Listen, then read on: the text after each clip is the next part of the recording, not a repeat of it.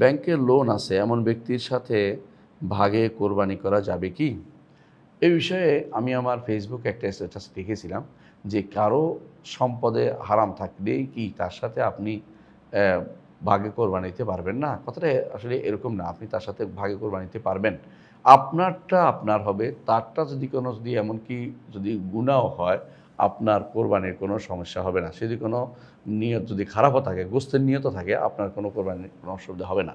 তার লোন আছে, হতে পারে তার লোন আছে, তার লোন যাতাও অনুমতি তাকে দিয়ে রাখছে। হতে পারে সে শিডিউল লোন করেছে, শিডিউল লোন মানে যেটা এখন দিতে হবে না।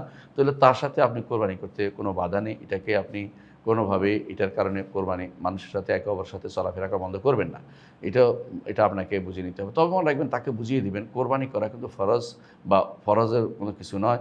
এটা হচ্ছে একজন মানুষের সামর্থ্যের উপর নির্ভর করে।